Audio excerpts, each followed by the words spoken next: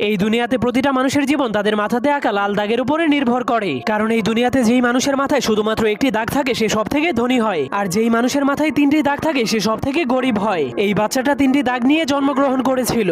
এরপর সে ধীরে ধীরে বড় হওয়ার পর সে দেখতে পায় তাকে শুধু গরিব মানুষের সাথেই থাকতে হয়, আর যাদের মাথায় দুইটি দাগ আছে তাদের গোলামি করতে হয়। এমনকি তাকে দুই দাগওয়ালা মানুষের জন্য সারাদিনই কাজ করতে হয়, যার ফলে দুই দাগওয়ালা মানুষের বাচ্চারা তাকে মারলেও সে কিছুই বলতে পারতো না। এজন্য সে একদিন লুকিয়ে লুকিয়ে তার কপালের একটা দাগকে মুছে ফেলে। এরপর কাউকে কিছু না বলেই লুকিয়ে লুকিয়ে দুই দাগওয়ালা মানুষের রুমের মধ্যে চলে যায়। কিন্তু সে ভিতরে যাওয়ার পর দেখতে পায় সব দুই দাগওয়ালা মানুষের এক দাগওয়ালা মানুষের একদমই চাকরের মতো সেবা করছে, যা দেখার পর সে অনেক অবাক হয়ে যায়। এরপর সে বুদ্ধি খাটিয়ে তার আরেকটা দাগকেও মুছে ফেলে। কিন্তু যখন দুই দাগওয়ালা মানুষেরা দেখতে পায় তার কপালে এক দাগ, তখন তারাও তার সেবা করতে শুরু করে দেয়। তখন সে জীবনের প্রথমবার এত সম্মান পেয়ে অনেক খুশি হয়ে যায়। কিন্তু তখনই হঠাৎ করে উপর থেকে একটা মেশিন চলে আসে। এরপর সকল এক দাগওয়ালা মানুষদেরকে টেনে টেনে উপরে নিয়ে যায়। এরপর সেই মেশিন তাদের মাংসগুলোকে কেটে কেটে তিন দাগওয়ালা মানুষদেরকে খাওয়ার জন্য